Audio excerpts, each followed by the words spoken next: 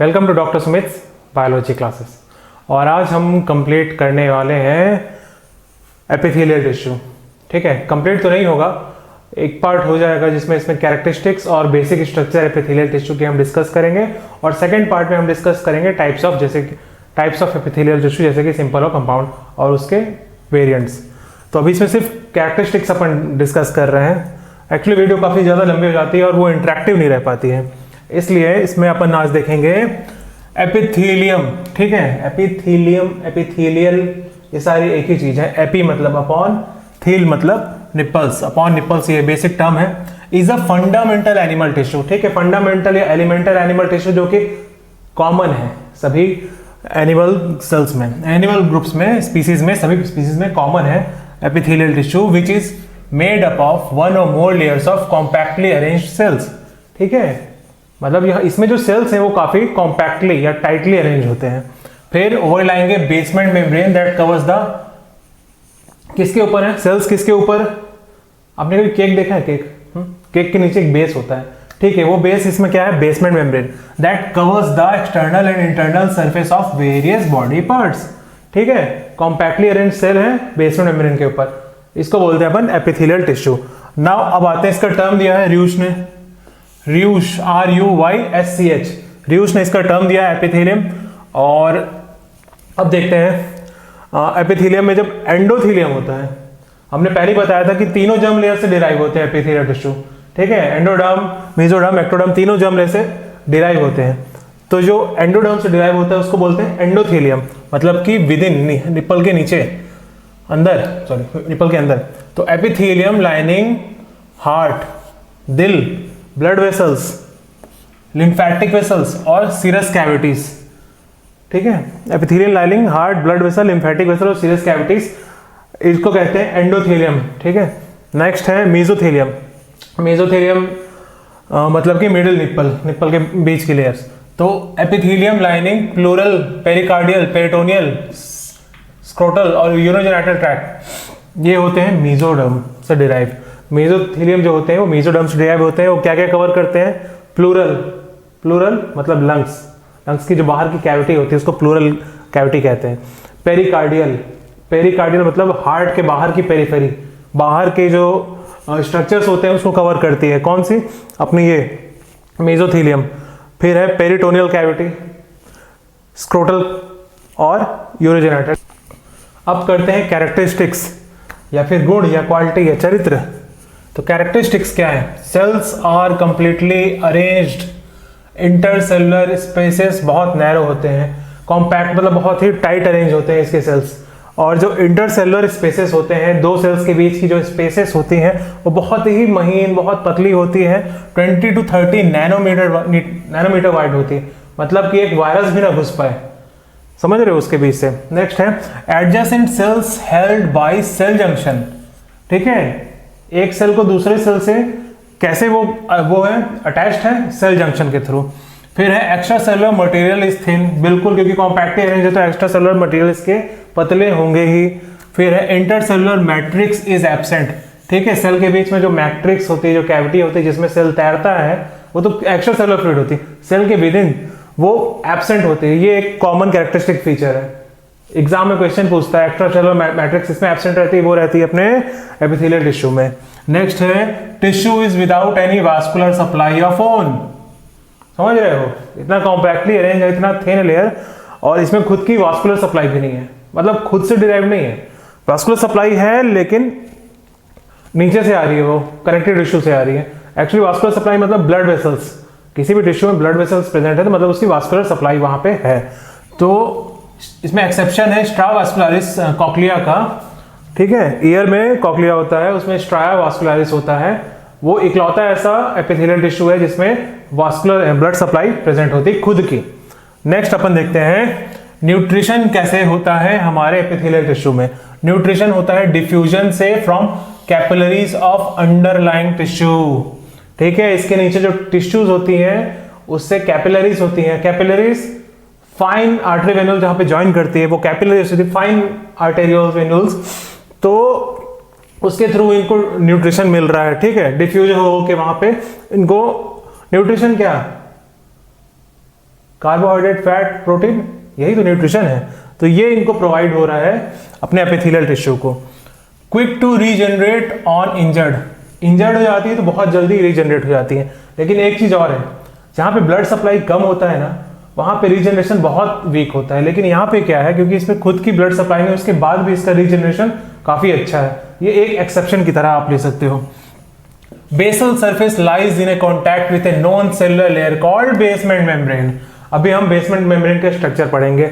हमने अभी केक का एग्जांपल लिया था ना, केक के नीचे एक बेस रहता है, ठीक है।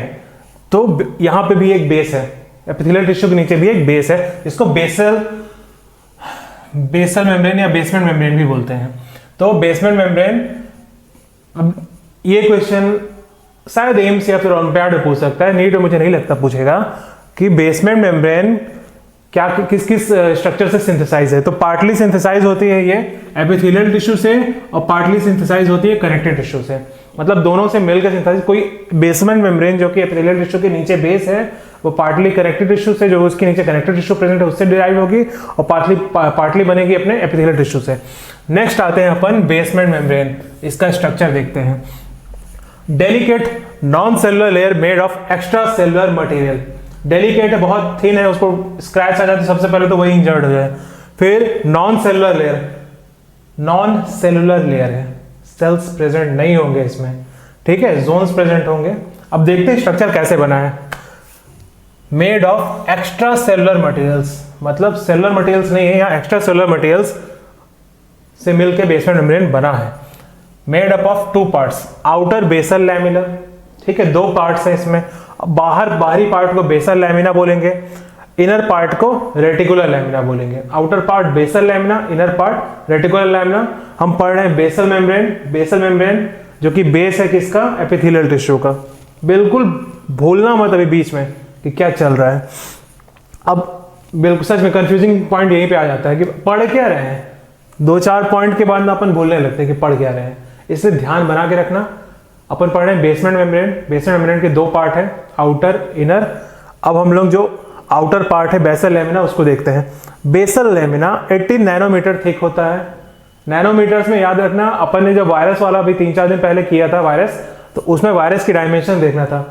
तो ये वायरस की डायमेंशन से भी पतला है, ठीक है। वो भी 200-600 नैनोमीटर्स के अपने वायरस पड़े थे।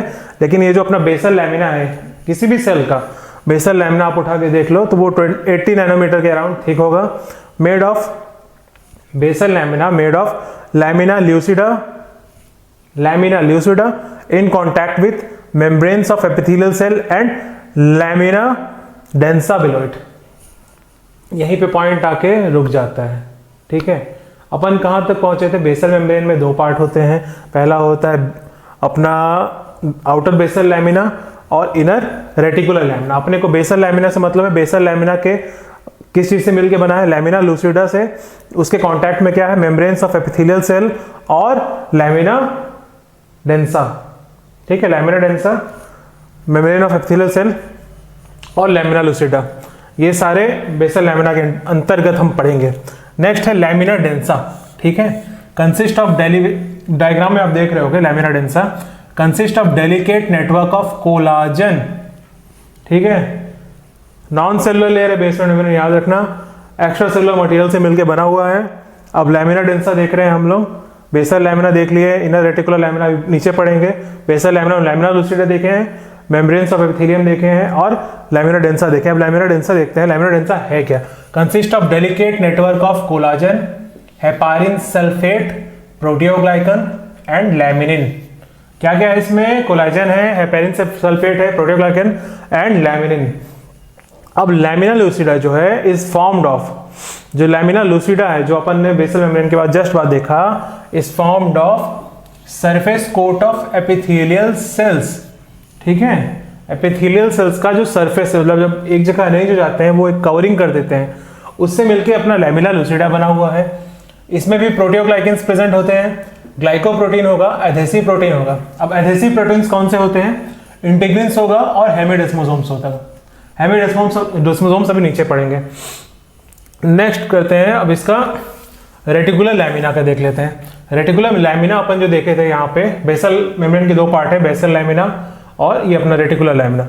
तो reticular lamina consist of dense matrix, ठीक है, ये भी डेंस मैट्रिक्स है, काफी जो इसका कोर है वो काफी डेंसली पैक्ड है, एंड लार्ज कोलाजन फाइबर्स, और कोलाजन फाइबर्स इसमें लार्ज होते हैं। और अपने इसमें क्या बोलते हैं, लैमिना डेंसा में अपन ने डेलिकेट कोलाजन फाइबर्स देखा था। They bind lamina densa to underline connected tissue, अपन अभी देख रहे थे ना, ऊपर एपिथेलियम है, उसके नीचे कनेक्टेड टिश्यू है, और उसी से ब्लड सप्लाई अपने एपिथेलियम को मिल रहा है। तो बाइंड कौन करा रहा है अपने एपिथेलियल टिश्यू को कनेक्टेड टिश्यू से? अपना रेटिकुलर लैमिना, ठीक है, ये इनर साइड, नीचे साइड होता है बेसल लैमिना के।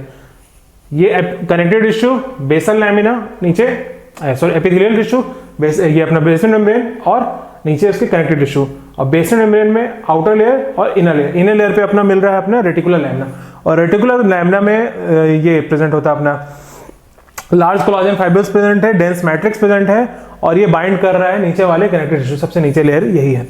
अब आते हैं फंक्शंस ऑफ बेसमेंट मेम्ब्रेन, ठीक है, क्या काम कर रहा है बेसमेंट मेम्ब्रेन। अपन को समझ में आ रहा है, कोई भी चीज बेस में रहेगी तो क्या काम करेगी, होल्ड करेगी, नीचे वाले से बाइंड करेगी। देख लेते हैं क्या काम करता है। Anchors epithelial tissue to underline connected tissue, ठीक है, एपिथेलियल टिश्यू को नीचे वाले कनेक्टेड टिश्यू से जोड़ता है। क्यों जोड़ता है? क्योंकि इसको कनेक्टेड टिश्यू से ब्लड सप्लाई चाहिए, वास्कुलरिटी चाहिए, और ब्लड सप्लाई अगर मिलेगी तभी इसमें न्यूट्रिशन आएगा। ऑलरेडी ये नॉन वास्कुलर, इसमें खुद की ब्लड सप्लाई है नहीं, तो नीचे वाले कनेक्टेड टिश्यू से इसको ब्लड सप्लाई चाहिए, तो उसको कनेक्ट कौन कर रहा है, एंकर कौन कर रहा है उसके ऊपर, होल्ड कौन, पकड़ के कौन रखा हुआ है, वो अपना बेसमेंट मेम्ब्रेन करके रखा हुआ है। Has selective permeable barrier as in glomerular filtration of kidney, ठीक है। अब क्योंकि मेम्ब्रेन है तो इसमें एक प्रॉपर्टी ये है कि सेलेक्टिव परमेएबल बैरियर प्रेजेंट होता है, जिसकी वजह से जो ग्लोमेरुलर फिल्ट्रेशन होता है किडनी में ना, तो जो इंपॉर्टेंट न्यूट्रिएंट्स होते हैं वो रुक जाए, वो यूरिन के साथ चले ना जाए बॉडी से, ठीक है, ये एक अच्छी क्वालिटी प्रेजेंट होती है। फिर है pathway for diffusion between epithelial tissue and underline vascular supply, ठीक है, डिफ्यूजन से क्या क्या आएंगे, न्यूट्रिएंट्स से आएंगे, वही सिमिलर चीज है, कुछ ज्यादा अंतर नहीं है इसमें।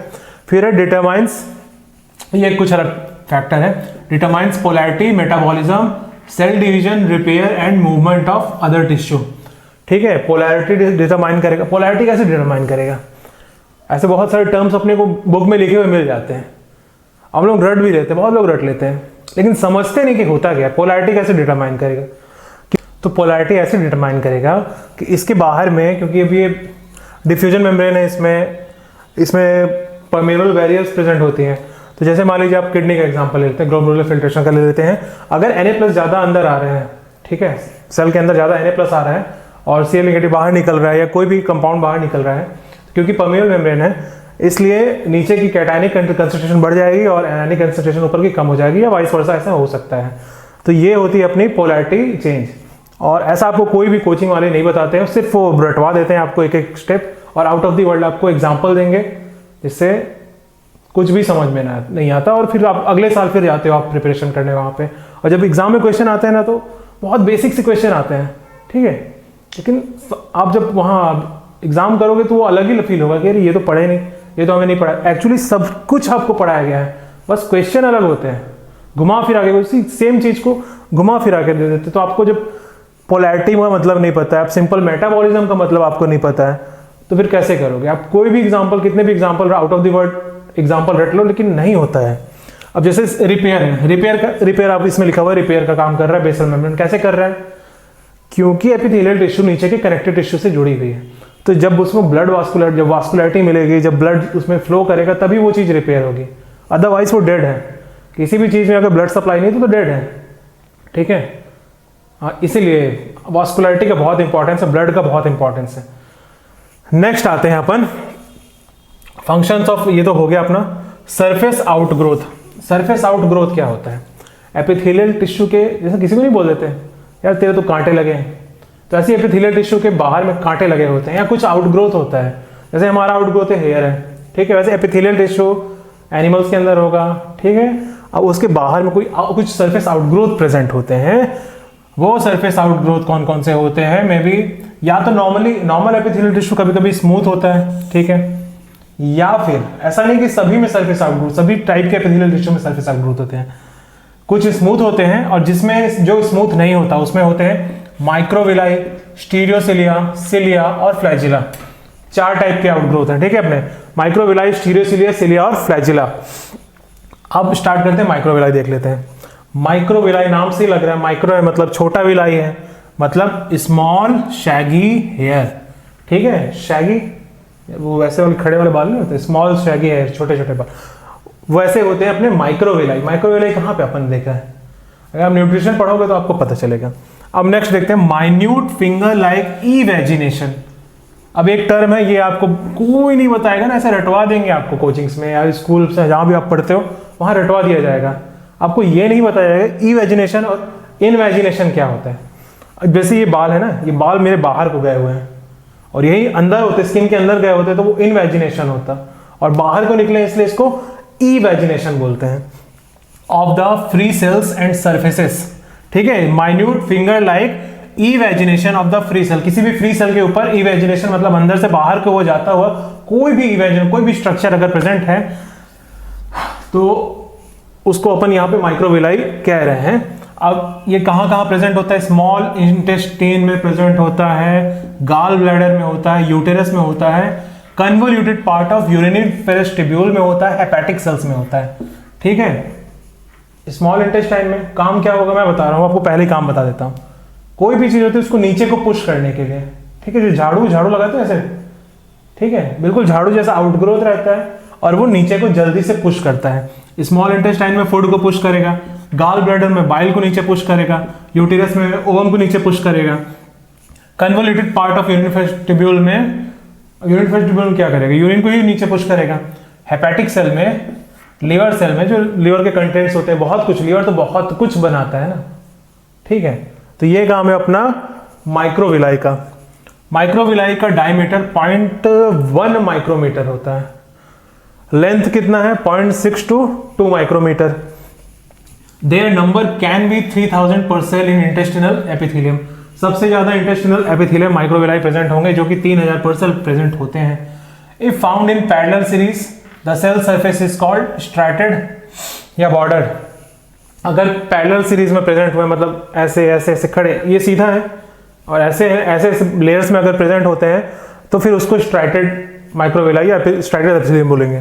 नेक्स्ट आते हैं अपन, when occurs in regular fashion is called brush border. अगर नॉर्मल है तो ब्रश बॉर्डर बोलेंगे, अगर पैरेलल सीरीज में है तो उसको स्ट्रैटेड बोलेंगे। अब एग्जांपल क्या है, गाल ब्लैडर और यूरिनिफेरस ट्यूब्यूल। ब्रश बॉर्डर है, एक क्वेश्चन, सबसे सिंपल क्वेश्चन बताऊं इस पूरे चैप्टर का एपिथेलियल का, हाँ सबसे सिंपल क्वेश्चन मतलब कि कॉमन क्वेश्चन बता रहा हूं, वो होता है अपना ब्रश बॉर्डर एपिथेलियम कहाँ प्रेजेंट होता है, गाल ब्लैडर में और यूरिनिफेरस ट्यूब्यूल में। काम क्या है, पुश करेंगे, ब्रश बॉर्डर है। लेकिन होते क्या है ब्रश बॉर्डर, जो रेगुलर वाले होते हैं, नॉर्मल माइक्रोविलाई होते हैं उसको ब्रश बॉर्डर एपिथेलियम के होते हैं, मतलब नॉर्मली अरेंज होते हैं, और जो पैरेलल अरेंज होते हैं उसको वो स्ट्रैटेड एपिथेलियम होते हैं। इनका काम क्या है, एक बेसिक काम है increase the surface area several times. Surface area बढ़ा देते हैं उस जगह का, ऑलमोस्ट ये 40 टाइम्स कहाँ गया, इंक्रीज द सरफेस, हाँ 40 टाइम्स है स्ट्रैटेड बॉर्डर। जो अपन ने पैरेलल सीरीज वाले बॉर्डर देखे उसमें 40 टाइम बढ़ा दे, 40 टाइम्स बढ़ा दे रहे हैं। सरफेस बियर्स थिक ग्लाइकोकैलिक्स, एक ग्लाइकोकैलिक्स प्रेजेंट होगा सरफेस में इसके। Internally microvillus possesses a mesh of microfilament interconnected by number of binding proteins है। अंदर से माइक्रोविलाई में क्या प्रेजेंट होगा, माइक्रोफिलामेंट प्रेजेंट होगा with number of binding proteins और फाइब्रिल्स प्रेजेंट होंगे। सरफेस एरिया बढ़ा रहा है, किस लिए, एब्जॉर्प्शन के लिए। स्मॉल इंटेस्टाइन में तो एब्जॉर्प्शन के लिए सरफेस एरिया बढ़ा रहा है। नेक्स्ट है माइक्रोविलाई में have protein channel for nutrient absorption, ठीक है। अंदर में प्रोटीन चैनल प्रेजेंट होता है, इसमें मे हैव लिखा हुआ है बुक में, जिस भी बुक से मैं कर रहा हूं, पर इसमें प्रेजेंट होता है प्रोटीन चैनल, ठीक है। फाइब्रस साइटोस्केलेटन्स ऑफ माइक्रोविलाई में help them in contraction and expansion. अब जो अंदर का जो इसका फाइब्रस साइटोस्केलेटन होता है इसका, वो क्या करता है, माइक्रोविलाई को हेल्प करता है कॉन्ट्रैक्ट होने में, एक्सपांड होने में, क्योंकि कॉन्ट्रैक्टेड रहता है इसीलिए ज्यादा सरफेस एरिया कवर कर रहा है। और हाँ भाई, this phenomena can help in quicker absorption. तो कॉन्ट्रैक्शन और एक्सपांशन ज्यादा हो, ज्यादा एब्जॉर्ब करेगा, ज्यादा सरफेस एरिया। माइक्रोविलाई का मेन फंक्शन ये है कि सरफेस एरिया ज्यादा कवर कर लेता है किसी भी चीज का, तो एब्जॉर्प्शन बढ़ जाता है वहां पे। और जो मैंने बताया कि वो झाड़ू लगाता है ना, मूवमेंट कराता है, जो भी वो होते हैं उसके जो भी जैसे न्यूट्रिएंट्स हुए वो सबको आगे मूव कराने के लिए वो उसका भी हेल्प करता है, लेकिन मेन है सरफेस एरिया इंक्रीज करा देता है किसी भी उसका स्ट्रक्चर का। सेकंड आते हैं स्टीरियोसिलिया पे, माइक्रोविलाई। नाउ स्टीरियोसिलिया इसको बोलते हैं रिजिड आईलैश, इसको बोलते हैं स्मॉल शैगी हेयर, इसको बोलते हैं rigid eyelash, elongated non-motile invagination of surface that are found over cells। ठीक है, elongated लॉन्ग है, लंबा है, नॉन मोटाइल है, ये मूव नहीं करता। माइक्रोविलाई अपना मूव कर रहा था, जैसे हिल रहा था ना, ये मूव नहीं करता। ये भी इवेजिनेशन है, अंदर को बाहर को निकला हुआ है सेल सरफेस का, that are found over cells lining epididymis, receptor cells of macula and crista are just like elongated. मतलब माइक्रोविलाई को थोड़ा सा लंबा कर देंगे तो बिल्कुल वैसा ही होगा, लेकिन ये मूव नहीं करता, नॉन मोटाइल है। Functions as sensory transducer ear and absorption in epididymis. दो काम है, ज्यादा इसका वो भी नहीं है, बहुत जगह प्रेजेंट भी नहीं होता स्टीरियोसिलिया अपना। कहाँ प्रेजेंट होता है? एपिडिडर्मिस में प्रेजेंट होता है, टेस्टिस में, और मैकुला और क्रिस्टा ईयर में। तो सेंसरी ट्रांसड्यूसर काम करता है ईयर में, मैकुला डेंसा में, और एपिडिडर्मिस में एब्जॉर्प्शन का काम करता है। ये हुआ अपना स्टीरियोसिलिया। नेक्स्ट अपन देखेंगे cilia and flagella are fine vibratile hair like membrane bound protoplasmic outgrowth of free surface of cell. कैसा है? फाइन है, विब्रेटाइल है, vibratile hair like membrane bound protoplasmic outgrowth of free surface of cell. ठीक है, cilia को eyelash भी eyelash की तरह होता है और फ्लैजिला विप की तरह होता है, विप मतलब अपना चाबुक। तो free surface of cell. Cilia smaller but numerous, cilia कम होता है, छोटा होता है बट ज्यादा संख्या में होता है, 2 to 10 माइक्रोमीटर का होता है। फ्लैजिला 100 to 150 माइक्रोमीटर का होता है। इसकी डायमीटर अबाउट 0.5 माइक्रोमीटर। दोनों की सिलिया फ्लैजिला की डायमीटर एक जैसी होती है, पर सिलिया छोटा होता है, फ्लैजिला बड़ा होता है। पढ़ क्या रहे हैं? पढ़ रहे हैं हम सरफेस आउटग्रोथ। सरफेस आउटग्रोथ में माइक्रोविलाई है, स्टीरियोसिलिया है, सिलिया और फ्लैजिला और प्राइमरी सिलियम। चार पांच हम लोग 5 देखेंगे। तो सिलिया फ्लैजिला को एक साथ देख रहे हैं क्योंकि ऑलमोस्ट एक सिमिलर ही होता है। Each cilia flagella developed from basal granule. Cilia flagella दोनों बेसल ग्रैन्यूल से डेवलप होते हैं। बेसल ग्रैन्यूल को आप एक ऑर्गेनल की तरह देख सकते हो, बेसल बॉडी, ब्लेफेरोप्लास्ट या काइनेटोसोम भी बोलते हैं। नेक्स्ट आते हैं अपन सिलिया फ्लैजिला, क्योंकि अपन सेल जब कंप्लीट करेंगे सेल वाले तो उसमें ब्लेफेरोप्लास्ट पढ़ेंगे, उसमें बहुत अच्छे से इसका रोल अपन देख सकते हैं। इसमें कुछ भी नहीं है, कुछ ज्यादा नहीं है। Supported in cytoplasm by means of rootlets formed of bundle fibers, they take part in creating currents for circulation of fluid। यहाँ भी वही काम है सिलिया फ्लैजिला का। क्या काम करते हैं? ये सर्कुलेशन, फ्लूइड के सर्कुलेशन में हेल्प करते हैं। ठीक है, करंट क्रिएट करके। नेक्स्ट आते हैं प्राइमरी सिलियम में। माइक्रोविलाई, स्टीरियोसिलिया, सिलिया फ्लैजिला और प्राइमरी सिलियम। मैमेलियन सेल्स में bear a single modified non motile cilium called primary cilium. It takes the central part of microtubules. ठीक है, मैमेलियन सेल में एक single modified non motile cilia भी present होता है। ठीक है, सिलिया और सिलिया के अलावा एक मॉडिफाई किया हुआ नॉन मोटाइल बिना हिलने डुलने वाला सिलिया जिसको प्राइमरी सिलियम बोलते हैं वो भी प्रेजेंट होता है। It takes the central pair of microtubules. Microtubules जो स्ट्रक्चर होती है ऑर्गेनल्स आप देखोगे तो उसका सेंट्रल पेयर ये अपना प्राइमरी सिलियम लिया होता है। और फंक्शन क्या करता है? Picking up sensation like photons of light, odorants and other chemicals. ठीक है, तो कहाँ प्रेजेंट होगा? आंख में प्रेजेंट होगा। जब लाइट आती है अपने आंख में तो डायरेक्ट अपने प्राइमरी सिलियम में, जो कि प्राइमरी सिलियम एपिथेलियल के सरफेस आउटग्रोथ में है, आंख में भी एपिथेलियल लेयर होगी। एपिथेलियल लेयर होगी तो उसके बाहर में एक आउटग्रोथ होगा, इवेजिनेशन होगा कोई भी किसी भी प्रकार का। तो वहां पे स्टीरियोसिलिया या माइक्रोविलाई ना होगी, वहां पे प्राइमरी सिलियम प्रेजेंट होता है। तो एक क्वेश्चन आपके इसमें नीट में आ गया, मान लीजिए। ठीक है, जब लाइट अपने उसमें पड़ती है तो इसमें किसका रोल है? प्राइमरी सिलियम का रोल होता है। अगर उसमें ऑप्शन में आ गया स्टीरियोसिलिया, माइक्रोविलाई और सिलिया या फिर प्राइमरी सिलियम, तो आप, मैं बता रहा हूँ 100 में से 100 लोग बोलेंगे सर प्राइमरी सिलियम का रोल नहीं है, गेस मारेंगे ही नहीं। एक्चुअली प्राइमरी सिलियम का रोल है वहां पे।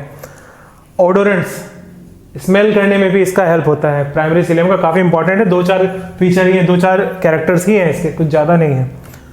नेक्स्ट है जंक्शंस। जंक्शंस क्या हो यार? हाँ, जंक्शंस कहाँ से आ गए? अपन तो एपिथेलियल टिश्यू पढ़ रहे थे, एपिथेलियल टिश्यू में हमने बेसमेंट मेम्ब्रेन पढ़ लिया। ठीक है, और अपने आउटग्रोथ पढ़ ली, सरफेस आउटग्रोथ पढ़ ली उसके, इसमें माइक्रोविलाई, स्टीरियोसेलिया, सिलिया, प्राइमरी सिलिया अपन ने देख लिया। अब ये जंक्शन कहाँ से आ गए? Individual cells are separated by intercellular spaces of 20 से 30 नैनोमीटर। हमने देखा दो सेल के बीच में गैप कितना है? बस 20 से 30 नैनोमीटर का है, मतलब एक वायरस भी पास नहीं हो सकता, ठीक है। लेकिन वो दो सेल्स जुड़े कैसे हैं? कुछ तो होगा जिससे वो आपस में बाइंड है, और एक टिश्यू बना रहे हैं सेल्स आपस में जुड़ जुड़ के, by means of intercellular bridges, ठीक है। However cell develops contacts. अब क्या है, सेल ने कॉन्टैक्ट बना लिया।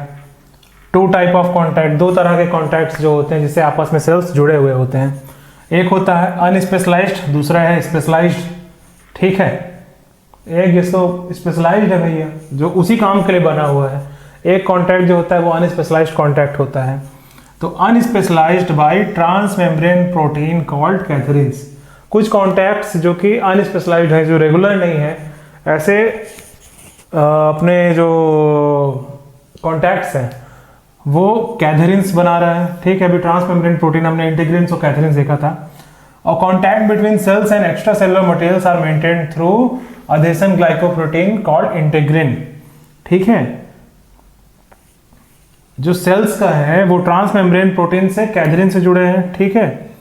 मतलब हाँ, आपस में सेल जो कि अनस्पेशलाइज्ड कॉन्टैक्ट अगर बना रहा है, और अगर वो एक्स्ट्रा सेलुलर मटेरियल से अटैच है, ये दोनों अनस्पेशलाइज्ड हैं, इंटीग्रिन और कैथरीन से। अगर अनस्पेशलाइज्ड है मतलब आप देख सकते हो कि अनस्पेशलाइज्ड कॉन्टैक्ट्स में इंटीग्रिन और कैथरीन का यूज कर रहा है, कैथरीन का।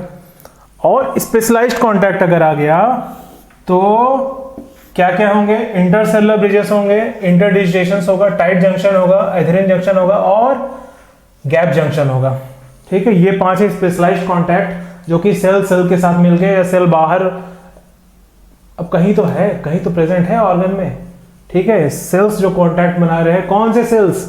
एपिथेलियल टिश्यू के सेल, वो कॉन्टैक्ट्स हम लोग पढ़ेंगे जिससे वो आपस में बाइंड है, और आपस में गैप बहुत ही कम है, वायरस भी पास नहीं हो सकता। 20 से 30 नैनोमीटर, कोई बहुत ही छोटा वायरस पास हो पाए तो हो पाए। अब पढ़ते हैं इंटरसेलुलर ब्रिजेस, जो सबसे पहला स्पेशलाइज्ड कॉन्टैक्ट है, ठीक है, या फिर जंक्शन जिसको बोल सकते हो। तो projections from adjacent cells into common intercellular spaces that come in contact with one another for quick transfer of stimuli। Intercellular bridges क्या होते हैं? ये एक तरह के प्रोजेक्शंस हैं, मतलब एक सेल के दूसरे सेल के, डायग्राम में आप देख रहे हो प्रोजेक्शंस निकले हुए हैं इंटरसेलुलर स्पेसेस में। मतलब दो सेल के बीच के जो स्पेस है, जो 20 से 30 नैनोमीटर, उसके बीच में जो स्पेस है, वहां पे एक सेल के इन्वेजिनेशन निकला हुआ है और दूसरे सेल का भी इन्वेजिनेशन निकला हुआ है, और आपस में क्या स्टिमुलाई, मतलब आपस में स्टिमुलाई ट्रांसफर होता है इंटरसेलुलर ब्रिजेस के थ्रू। इंटरडिजिटेशन, डिजिटेशन मतलब होता है उंगली, तो उंगली के शेप का इसका जो प्रोजेक्शन होगा, जो आउटग्रोथ होगा, जो इसको वो तो नहीं बोल सकते अपन आउटग्रोथ, उस तरह का आउटग्रोथ नहीं बोल सकते, इंटरसेलुलर आउटग्रोथ हो सकता है।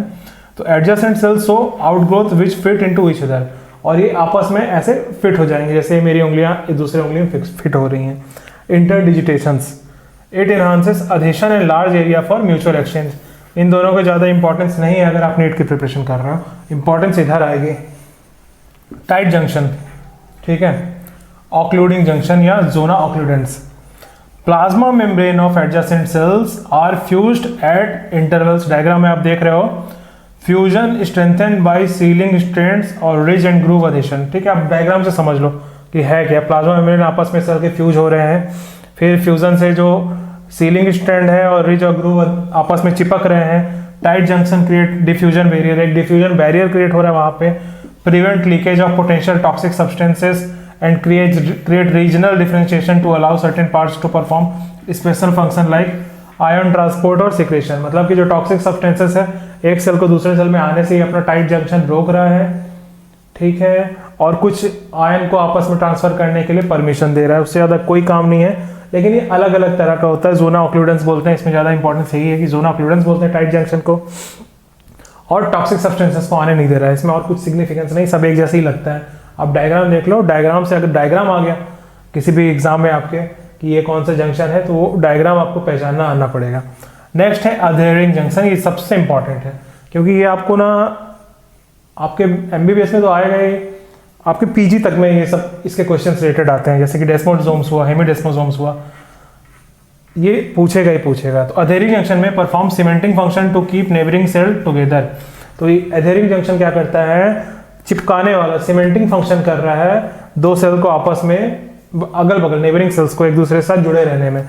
तो इसमें सबसे 3 तरह के होते हैं। डेस्मोसोम होता है, स्मॉल स्पॉट डेस्मोसोम, इसको मैकुला अधेरेंस भी बोलते हैं, ठीक है। मैकुला अधेरेंस मतलब desmosomes. Macula adherens plaque like edges provide strong mechanical attachment between दो, बहुत मैकेनिकल बहुत तगड़ा मैकेनिकल कॉन्टैक्ट बना रहा है दो एडजेसेंट सेल्स के with help of adhesive molecule and filaments. किसके हेल्प से, एडहेसिव मॉलिक्यूल और फिलामेंट के through. Occurs where strong cohesion, ऐसी जगह पे मैकुला अधेरेंस या डेस्मोसोम प्रेजेंट होगा जहां बहुत ही कोहेसिव फोर्स आपस में जरूरत होगी, जहां कोहेसिव फोर्स की बहुत टाइटली किसी चीज को बाइंड करने की जरूरत होगी। अधेशन मतलब दो सिमिलर चीज का आपस में चिपकना, और कोहेशन मतलब दो डिसिमिलर चीज का आपस में चिपके रहना। तो जहां बहुत स्ट्रॉन्ग कोहेसिव फोर्स की जरूरत होगी वहां डेस्मोसोम्स प्रेजेंट होगा।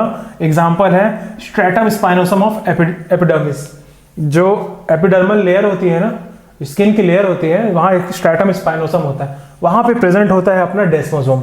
नेक्स्ट आते हैं hemidesmosomes. Hemidesmosomes are like half desmosome, पूरी तरह डेस्मोसोम नहीं होता है। फॉर्म एंकरिंग जंक्शन, ये एंकरिंग जंक्शन बनाता है between base of epithelial cell and underlying basement membrane. अभी हमने हेमिडेस्मोसोम्स को कहाँ पे पढ़ा हुआ था, हमने बेसमेंट मेम्ब्रेन में पढ़ा था अपने लैमिना डेंसा में, ठीक है। लैमिना डेंसा में या लैमिना लूसिडा में हमने पढ़ा था बेसमेंट मेम्ब्रेन या हेमिडेस्मोसोम्स। तो लैमिना लूसिडा में अपने क्या काम था, ये अपना कैथरीन और इंटीग्रिन से बाइंड करता है, कहाँ पे, एंकरिंग जंक्शन बनाता है बेस ऑफ एपिथेलियल सेल और अंडरलाइन बेसमेंट मेम्ब्रेन को। और जो इसका थर्ड पार्ट होता है एडहेरिंग जंक्शन में 3 होते हैं, डेस्मोसोम, हेमिडेस्मोसोम और टर्मिनल बार। और टर्मिनल बार को जोना अधेरेंट बोलते हैं, ज्यादा कुछ जोनुला अधेरेंट इसको ज्यादा कुछ इंपॉर्टेंस नहीं है। डेस्मोसोम का और हेमिडेस्मोसोम का इंपॉर्टेंस है। और जो फाइनल जंक्शन है वो है गैप जंक्शन।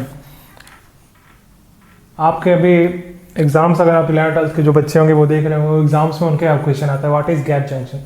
तो आपको एक डायग्राम बनाना रहता है और इसका एक टर्म होगा मैकुला कम्युनिकेंट्स, ठीक है। ये एक टर्म दे दो और उसके बाद इसमें लिखो find hydrophilic channels between adjacent cell formed with the help of protein cylinders called connection. Gap junction में सबसे इंपॉर्टेंट चीज है वो है कनेक्शन। होता क्या है, ये हाइड्रोफिलिक, ठीक है, मतलब हाइड्रोजन या फिर वाटर को अट्रैक्ट करने वाला एक चैनल प्रेजेंट होता है आपस दो सेल्स के बीच में, जो कि कनेक्शंस नाम के प्रोटीन से मिलके बना होता है। ये सिलिंड्रिकल शेप में होता है। इतना ही है गैप जंक्शन। समझ में आया एग्जाम में क्या लिखना है, मैकुला कम्युनिकेंट्स लिखना है। बहुत ही महीन चैनल होता है, हाइड्रोफिलिक चैनल होता है, मतलब वाटर उससे पास हो पाए। प्रोटीन सिलेंडर मतलब मेड अप ऑफ कनेक्शन से बना होता है, जो कि एक तरह का सिलिंड्रिकल प्रोटीन है। ईच कनेक्शन हैज 6 प्रोटीन, और एक कनेक्शंस में 6 प्रोटीन होते हैं जिसको नेक्सन्स बोलते हैं या सब प्रोटीन बोलते हैं, सब यूनिट्स होते हैं उसको नेक्सिन बोलते हैं। कनेक्शन और नेक्सिन मतलब गैप जंक्शन, और कुछ नहीं है। क्वेश्चन अगर आ गया एग्जाम में कनेक्शन कहाँ प्रेजेंट होते हैं, तो 5 ऑप्शन देगा, अधेरेंट जंक्शन, टाइट जंक्शन, इंटरजंक्शन और गैप जंक्शन। तो गैप जंक्शन आंसर लगा के आना, आंख बंद करके। अब जो ये क्लोजर रेल चैनल्स बन गए, यहाँ इतने सारे गैप जंक्शन है, जो कनेक्शंस बने हुए हैं, उनको रेगुलेट कौन करता है, ये भी एक क्वेश्चन आपके नीट में आ सकता है। तो रेगुलेशन ऑफ, मान लो गैप, एक क्वेश्चन ही आ गया, रेगुलेशन ऑफ गैप जंक्शन कौन कर रहा है, कौन कर रहा है, पीएच कर रहा है, उस जगह का पीएच कर रहा है। पीएच बढ़ गया तो मान लीजिए ओपन हो जाएगा, नहीं तो क्लोज हो जाएगा अपना जंक्शन जो भी है। फॉस्फोराइलेशन कर रहा है, Ca2+ आयन कर रहा है, कैल्शियम आयन कर रहा है, और बस इतना ही है, या तो क्लोज कर रहा है या तो नैरो कर रहा है जंक्शन को।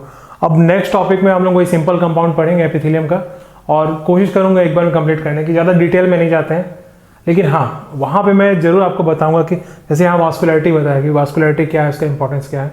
जहाँ पे आपके मेरे ख्याल से बड़े कोचिंग में भी जो पढ़ाते हैं उनको इससे मतलब नहीं है, उनको ये है कि वीकली आपको नहीं वो क्लास टेस्ट वगैरह उसमें आपको किया जाएगा, परफॉर्म किया जाएगा, वो अपना 100% देते हैं, ऐसा नहीं है। लेकिन वो जो डिटेल होती है ना वो नहीं बताते हैं। पोलैरिटी हुआ, वास्कुलैरिटी हुआ, ये सारे टर्म्स मुझे नहीं लगता 11th-12th के बच्चे जानते होंगे, ठीक है, अच्छी बात है, लेकिन सभी नहीं जानते। तो ये बेसिक टर्म्स समझाने का मेरा पर्पस है यहाँ पे। और मैं भी इंटरेक्टिव वाइट बोर्ड में भी पढ़ा सकता हूँ, ऐसे भी, उस तरह से भी, और आके बस लिख दूँ ये जोना ये होता है, ये वो होता है, एक डायग्राम बना दूँ और डायग्राम से एक्सप्लेन कर दूँ ये। लेकिन उसमें वो मज़ा नहीं है जो एक टर्म टू टर्म पढ़ने में मज़ा आता है ना, वो मज़ा नहीं है। उसमें क्लियर भी नहीं होता यार, डायग्राम तो तुम अपने से देख के रट लो, लेकिन एक एक वर्ड का मतलब जब आप समझोगे तब समझ में आएगा कि मैं पढ़ क्यों रहा हूँ इसको। ठीक है, चैनल को लाइक कर दीजिए, सब्सक्राइब भी कर दीजिए, शेयर कर दीजिए, ताकि मैं लाइव आ सकूँ। अगर मेरे 1000 सब्सक्राइबर नहीं होंगे तो मैं लाइव नहीं आ पाऊंगा, और फिर मुझे ऐसे वीडियो बनाने में काफ़ी समय लगता है। तो अगर मैं लाइव पढ़ाऊंगा तो मैं एक्सपेक्ट करता हूँ कि मैं काफ़ी अच्छे से पढ़ा सकता हूँ और इससे ज़्यादा पढ़ा सकता हूँ। Thank you.